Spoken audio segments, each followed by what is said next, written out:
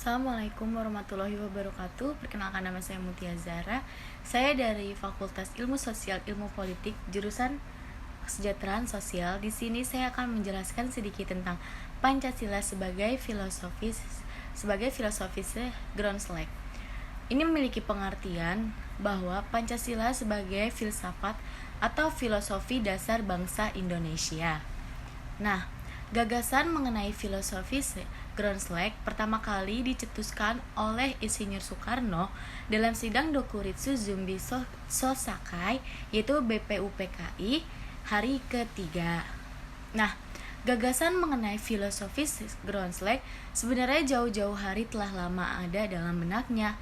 Bahkan di dalam kurungan penjara Banceu yang gelap dan pengap, pikiran Bung Karno pun melayang hingga ke masa depan. Ia berusaha memberi landasan filosofis terhadap Republik Indonesia yang hendak dibangunnya. Insinyur Soekarno bertekad bahwa bangsa ini harus memiliki falsafahnya sendiri, bukan dari meminjam falsafah hidup orang lain atau negara lain.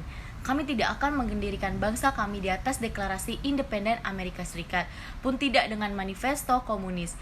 Kami tidak mungkin meminjam falsafah hidup orang lain, kata Insinyur Soekarno. Ketika Bung Karno dibuang ke Ende di Pulau Flores, NTT, ia semakin menyelami falsafah yang cocok untuk Indonesia merdeka. Di sanalah, di bawah pohon sukun, ia menemukan 5 butir mutiara. Itulah 5 dasar yang menjadi pembentuk falsafah Pancasila. Akhir April 1945, Dokuritsu Zumbi Sosakai, atau yang biasa disebut BPUPKI, dibentuk pemerintah Jepang. Soekarno menjadi bagian dari kepanitiaan itu. BPUPKI memulai sidang pertama tanggal 29 Mei tahun 45. 3 hari pertama persidangan diwarnai debat berkepanjangan. Di dalam sidang BPUPKI yang pertama ini, di hari ketiga tanggal 1 Juni tahun 1945, Soekarno berpidato selama kurang lebih 1 jam. Ia berusaha meyakinkan peserta sidang yang sebagian besar mewakili berbagai kekuatan politik dan utusan daerah tentang pentingnya Indonesia merdeka. Soekarno juga mendesakkan pentingnya filosofis Groundslack atau filosofi dasar untuk Indonesia merdeka. Filosofi dasar inilah yang akan menjadi Weltanschauung atau pandangan hidup bangsa Indonesia dalam mencapai cita-citanya. Soekarno pun mengajukan 5 dasar filosofis kebangsaan Indonesia: internasionalisme atau perikemanusiaan, mufakat atau demokrasi, kesejahteraan sosial, dan bertakwa kepada Tuhan Yang Maha Esa. Itulah Pancasila. Pancasila sebagai filsafat dasar setidaknya dapat dijelaskan melalui aspek sebagai berikut. Yang pertama ada aspek ontologis. Dasar ontologi Pancasila adalah manusia yang memiliki hakikat mutlak monopluralis, oleh karenanya disebut juga sebagai dasar antropologis. Subjek pendukungnya adalah manusia, yakni yang berketuhanan, yang berperi kemanusiaan, yang berpersatuan, yang berkerakyatan, dan yang berkeadilan pada hakikatnya adalah manusia. Yang kedua, aspek epistemologi. Pancasila sebagai suatu sistem falsafat pada hakikatnya adalah suatu sistem pengetahuan.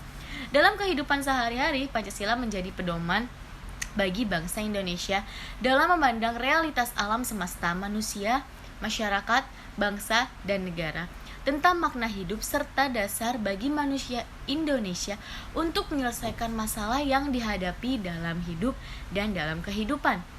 Ada aspek aksiologi. Kehidupan manusia sebagai makhluk subjek budaya, pencipta, dan penggerak nilai berarti manusia secara sadar mencari, memilih, dan melaksanakan atau bisa juga menikmati nilai. Jadi, nilai merupakan fungsi rohani jasmani manusia. Pancasila dalam hal ini menjadi nilai, sumber nilai, hakikat nilai, termasuk membingkai etika, ketuhanan, dan agama. Aspek aksiologi kehidupan manusia sebagai makhluk subjek budaya, pencipta, dan penggerak nilai berarti manusia secara sadar mencari, memilih, dan melaksanakan atau menikmati nilai. Jadi nilai merupakan fungsi rohani, fungsi jasmani manusia. Nah, setelah ini ada lagi Pancasila sebagai filsafat bangsa Indonesia diperlukan mengingat beberapa waktu terakhir Pancasila menjadi terpinggirkan seolah-olah turut bersalah atas kegagalan Orde Baru. Reaktualitas Pancasila atau seperti kata Bung Karno yang dikutip oleh Gunawan Muhammad, menggali Pancasila kembali perlu memperhatikan beberapa hal berikut. Yang pertama, Pancasila jangan dimutlakan dan harus terbuka, seperti pada saat pertama kali diusulkan. Pancasila bukanlah sesuatu yang kaku dan mutlak. Pancasila justru mesti terbuka. Bahkan sejak dahulu, Pancasila adalah ideologi yang terbuka, yang juga tampak dalam keterbukaan untuk kreativitas itu. Adalah sifatnya yang tak bisa mutlak. Tiap sila mau tak mau harus diimbangi oleh sila yang lainnya. Bangsa ini tak akan bisa hanya menjalankan sila keberagaman, yaitu yang berisi ketuhanan yang Maha Esa, tanpa juga diimbangi sila kesatuan bangsa, yaitu kebangsaan Indonesia. Dan sebaliknya, kita juga tak akan patut dan tak akan bisa bila kita ingin menerapkan sila nasionalisme tanpa diimbangi dengan pri kemanusiaan. Dan begitulah seterusnya. Memutlakan satu sila saja akan melahirkan kesewenang-wenangan, juga tak akan berhasil. Ideologi Pancasila bukanlah pseudo religi. Oleh karena itu, Pancasila perlu dijabarkan secara rasional dan kritis agar membuka iklim hidup yang bebas dan rasional pula. Konsekuensinya, bahwa Pancasila harus bersifat terbuka, artinya peka terhadap perubahan yang terjadi dalam kehidupan kemanusiaan dan tidak menutup diri terhadap nilai dan pemikiran dari luar yang memang diakui menunjukkan arti dan makna yang positif bagi pembinaan budaya bangsa. Sehingga dengan demikian menganggap proses akulturasi sebagai gejala wajar. Yang kedua, Pancasila dipandang sebagai ideologi yang dinamik. Ideologi Pancasila dipandang sebagai ideologi yang menunjukkan sifatnya yang dinamik, yaitu memiliki kesediaan untuk mengadakan pembaharuan yang berguna bagi perkembangan pribadi manusia dan masyarakat. Untuk menghadapi tantangan masa depan, perlu didorong pengembangan nilai-nilai Pancasila secara kreatif dan dinamik. Kreativitas dalam konteks ini dapat diartikan sebagai kemampuan untuk menyeleksi nilai-nilai baru dan mencari alternatif bagi pemecahan-pemecahan masalah politik, sosial, budaya, ekonomi, dan pertahanan keamanan.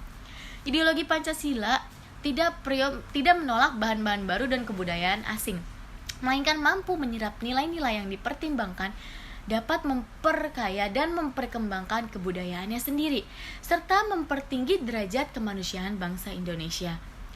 Bangsa Indonesia sebagai pengembang ideologi Pancasila tidak defensif dan tertutup, sehingga sesuatu yang berbau asing harus ditangkal dan dihindari karena dianggap bersifat negatif. Sebaliknya, tidak diharapkan bahwa bangsa Indonesia menjadi begitu kaku, sehingga segala sesuatu yang menimpa dirinya diterima secara buta tanpa pedoman untuk menentukan mana yang pantas dan mana yang tidak pantas untuk diintegrasikan dalam pengembangan dirinya. Nilai-nilai Pancasila diungkapkan dan dirumuskan dari sumber nilai utamanya, yaitu yang pertama, nilai-nilai yang bersifat fundamental, universal, mutlak, dan abadi dari Tuhan Yang Maha Esa, tercermin dalam inti ajaran agama dalam kitab suci. Nilai-nilai yang bersifat kolektif, nasional, yang merupakan intisari dari nilai-nilai yang luhur budaya masyarakat yang tersebar di seluruh Nusantara. Kedua nilai tersebut diharapkan menjadikan Pancasila benar-benar menjadi filsafat dasar atau filosofis groundslag yang mewadahi perbedaan faham, agama, dan latar belakang budaya bangsa Indonesia, serta membingkainya dalam persatuan yang dinamis, yang tidak kaku namun penuh nilai. Inilah rasanya yang oleh Bung Karno dikatakan bahwa Pancasila adalah Weltanschauung, sebuah pandangan tentang dunia dan kehidupan. Ia sebenarnya sedang meniti bui-bui untuk selamat sampai ke seberang.